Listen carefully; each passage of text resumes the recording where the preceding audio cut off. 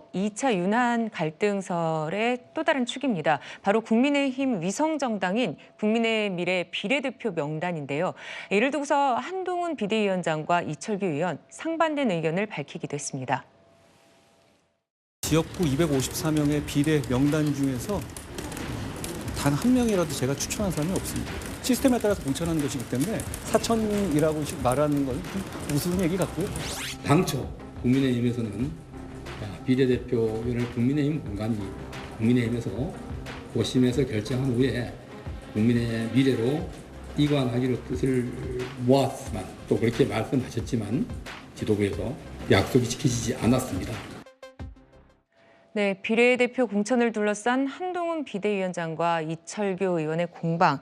자, 최진봉 교수님, 여기에 본질은 뭡니까? 제가 볼 때는 그러니까 비례대표로 배정된 분 중에 순번이 첫째는 문제가 된 것 같고요. 예. 두 번째는 아마 이제 이철규 인재영입위원장이 얘기했던 몇몇 분이 있어요. 그분들에 대해서 번호가 뒤로 간 것에 대한 논란이 있는 것 같고, 두 번째는 또 추천한 분이 있는 것 같은데 그분들이 들어가지 않아요. 왜냐하면 그거는 어떻게 추측이 가능하냐면 한동훈 비대위원장이 본인들이 추천한 사람을 그러니까 비례대표 하지 않았다고 사천이라고 얘기합니까? 라고 한 발언이 또 있기 때문에 이 두 가지 의혹이에요.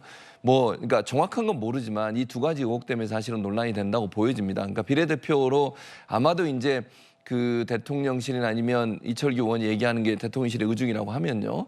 그 대통령실에서 얘기했던 분들의 몇 분의 뒤로 번호를 당선권 밖으로 배치한 문제가 논란이 됐던 것 같고, 또 하나는 그 외에 비례대표 순번에 들어가지 않았지만 또 추천한 분이 있었던 것 같은데 그분들에 대해서 비례대표 순번에 넣지 않은 부분, 이런 부분이 논란이 되는 것 같아요. 그래서 사실은 저는 개인적으로는 대통령실이나 아니면 이런 쪽에서 뭘 추천하고 이런 게 별로 좋지 않다고 생각해요. 국민의힘 자체로 해야 된다고 생각하지만 어쨌든 이러다 보니까 한동훈 비대위원장과 대통령실 간의 갈등으로 비춰지는 모습이 보여져서 이게 결국 이제 사실은 비례대표 순번 또는 배치 과정에서 문제가 윤한 갈등의 2차전으로 드러난 그런 모습이 아닌가 이런 생각이 듭니다. 제가 보기에는 이걸 윤한 갈등이란 프레임을 씌우고 있는 거예요. 왜냐하면 각 당에서 비례대표 명단을 조정을 할 수 있는 거 아닙니까? 그런데 더불어민주연합의 비례대표 명단을 가지고는 시비를 걸지 않고 있어요. 그런데 이재명 대표가 자기 가까운 사람을 순서를 줬다 안 줬다 이런 얘기를 전혀 안 하고 있잖아요. 그런데 왜 이걸 윤한 갈등으로 몰아가느냐. 자, 그 뒤에 조배숙 의원은 아예 전 의원은 빠졌었잖아요. 그런데 호남 몫을 배려해가지고 13번에 당선 안정권에 배치를 했습니다. 주기환 특보는 본인이 사퇴를 했기 때문에 배려를 할 수가 없는 거예요.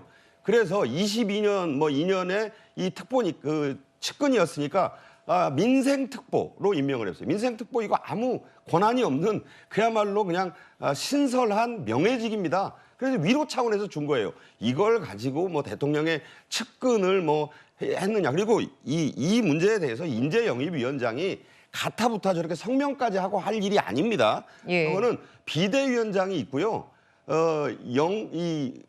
공관위원장이 있잖아요. 그런데 제 개인 의견을 저렇게 너무 이렇게 크게 얘기함으로써 마치 무슨 비례대표 명단의 갈등이 국민의힘에만 있는 것처럼 얘기를 하는 것 같아요. 그래서 이 부분은 어떤 프레임을 씌우고 어떤 프리즘으로 바라보느냐의 문제인데 이걸 너무 확대시킬 필요는 없다. 개인적 생각입니다. 알겠습니다. 그러니까 이철규 위원장이 그렇게 얘기하니까 이런 갈등이 생긴 처럼 보이는 거예요. 위원님 말씀하신 것처럼 만약 이철규 의원이 아무 얘기를 안 했으면 문제가 없는 걸로 보이겠죠. 근데 이분이 나와서 얘기를 하다 보니까 이철규 의원은 잘 아시는 것처럼 친윤 중에 한 분으로 분류가 되고 이런 얘기 하니 갈등이 보이는 거잖아요. 그러니까 결국 이철규 의원이 이런 발언을 하는 바람에 결국 이런 갈등이 보이는 것처럼 보이는 거니까 그거를 이렇게 얘기하는 것 자체는 이런 여러 가지 갈등이 있구나 하는 부분이 표면화됐고 표면화된 걸 가지고 프레임이라고 얘기하는 것이지 그게 전혀 근거 없이 얘기하는 건 아니라고 생각합니다. 그렇죠. 그러니까 알겠습니다. 이거를 조정을 한 부분에 대해서는 또 보도를 잘 안 해요. 그러니까 이게 호남 안정권을 하나 넣고 또 저 대구 경북 지역 후보도 하나 안정권에 넣어줬잖아요. 그런 부분도 같이 논의를 해야지 그런 성의를 보인 부분은 얘기하지 않고 갈등설만 부각하는 부분이 좀 있다. 그런 얘기입니다. 알겠습니다. 자, 이런 상황에서요. 한동훈 비대위원장이 총선 이후 역할에 대해서 처음으로 언급을 했습니다. 들어보시죠. 아침에 누가 그러던데요. 제가 선거 끝나면 유학 갈 거라고요? 저는 뭘 배울 때가 아니라 여러분을 위해서 공적으로 봉사하는 일만 남아 있습니다. 저는 끝까지 제 말을 지키고 끝까지 공공선을 위해서 최선을 다할 것이라는 약속을 드립니다. 네, 한동훈 비대위원장은요, 총선 이후 해외로 떠나 있을 거라는 관측이 그동안 많았습니다. 그런데 이번에 이렇게 확실히 선을 그었습니다. 이현정 의원님, 왜 이 시점에 이런 입장을 밝혔을까요? 예를 들어서 지금 한동훈 위원장이 전국을 돌아다니면서 많은 공약과 이런 것들을 이야기를 하지 않습니까? 근데 만약에 국민들이 한동훈 위원장이 예를 들어서 총선 끝나고 떠나버린다면 네. 그 실현 가능성 이걸 믿지 않지 않겠습니까? 지금 말하는 것들이 신뢰성이 없어져 버리잖아요.